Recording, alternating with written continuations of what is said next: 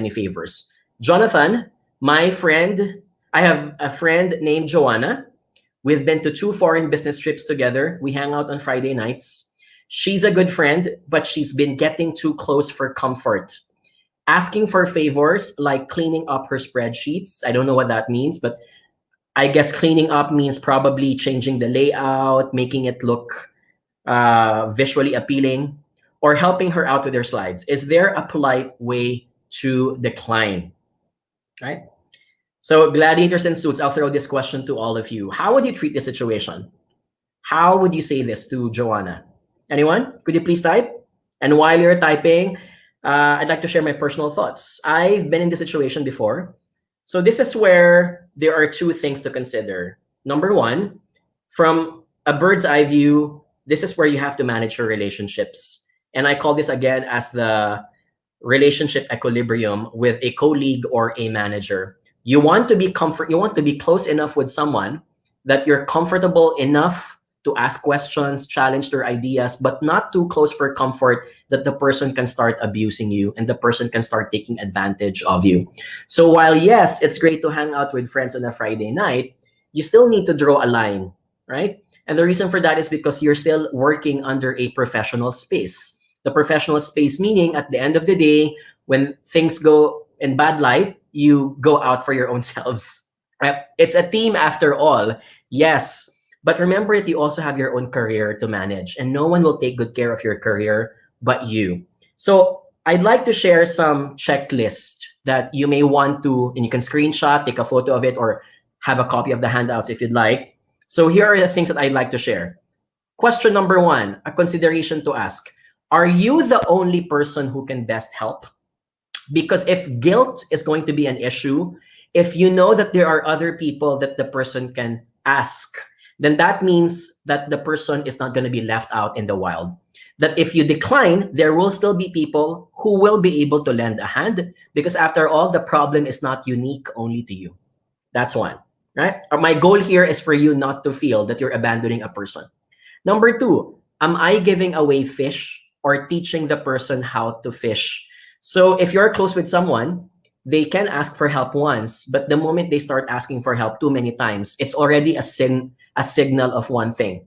They're taking advantage of your kindness, right? They think that they can get away letting go of their hard work and hustling because they know that someone is going to be their safety net anyway. So you ask yourself, if you're going to help this person, could you help him or her in a way that after your help, the person does not need to ask for your help anymore because you've taught them already how to do it. So ask yourself, am I giving away fish or am I teaching the person how to fish? Let me look at the chat box. Ron says, let me show you how it's done. So next time you could also have it checked on your own. See, I haven't checked your chat box, but Ron, you are exactly pinning number 2. Right? So very good. Thank you for sharing that. Rez Rodriguez says, teach her to do it one time, then tell her that you expect that he knows what to do it already. Very good. Thank you. You're also pinning number 2 here. The number 3 I'd like you to consider is this. Has the person exhausted all means first before asking for help? I'm highlighting this because there are people who, feel that they are the baby or the darling of the team. And so if they can get away asking for help, they will keep on asking for help when they haven't even scratched the surface, right? These people will keep on asking for help if they know that they can get away with it. So if you want that person to realize that you can't go scot-free with this, ask it directly. So perhaps you can help them once, and then you can say at the end of helping, next time, if you think that you can do this on your own, or maybe you can ask, have you already tried out this solution first before you even do this, right?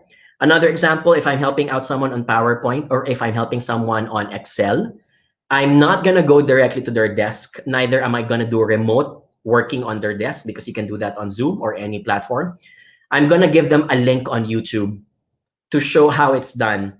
So you're helping, but at the same time, you're implicitly sending a message to the person. Hey, you could have checked this out on your own on Google search or on YouTube, but you didn't because perhaps you're lazy. But let me do this for you because I want you to know that if I've done this by my own, you could also do this on your own, right? and it usually sends that message effectively.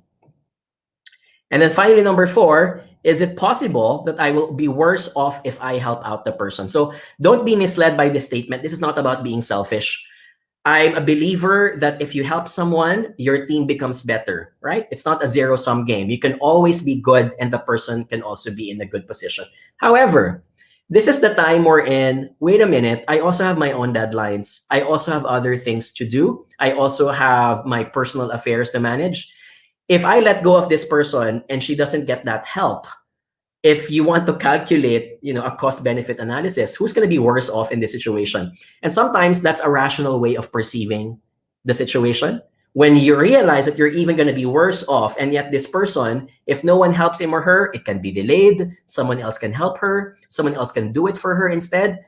You're the one at the losing end. And you cannot be a martyr all the time. Can I get an exclamation mark if you know someone like this? Remember, you can only give what you have for your own. That's the Maslow's hierarchy of needs. In order for you to give a part of who you are to others, you also need to tend for yourselves. Make sure that you have something left for yourself, which, by the way, is called a self-love and self-care, right? Ron also says, make them feel that the idea is from them by asking them critical questions, which is the Socratic method, right? This way they figure out on their own. That's right. Very good. So number 2 for me is one of the most powerful parts of this consideration. Are you giving them away the fish on a silver platter, or are you teaching them how to fish first? All right. If you're not good with confrontations, here's a dark horse, sorry. Here's a dark horse approach. In a remote work situation, when someone's been bugging you, I just ignore them, right? I will ignore them.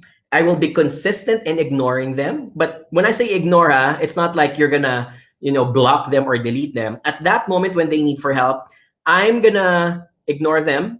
I want them to understand that some people will not always be available for them. And maybe the next day I can say, hey, sorry, I wasn't able to catch on you because I was working on another project. I hope you were able, right? So I just want you to close the deal because I don't want you to offer that help.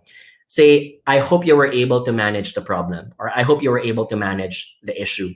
If you do that more consistently, you're sending a message to the person that you can't be the reliable friend for all of these issues, right? Now, I'm saying this because if you need to decline in a passive way, do that initially. But remember, at some point, you have to be straightforward and you have to be honest. There will come a point wherein if the person keeps on bugging you, down to the point that they're calling you, you have to tell them, I would love to help. Unfortunately, I also have to finish my deck. I also have to finish my slides. If I have time, I will try my best. However, for now, I need to work on this also. All right.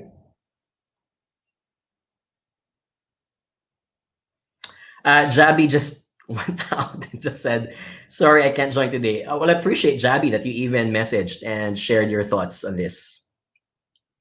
All right, can I get an exclamation mark?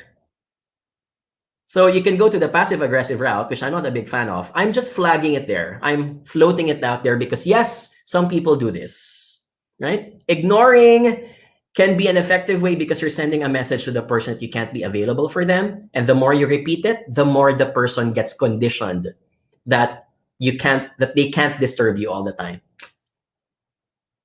Okay.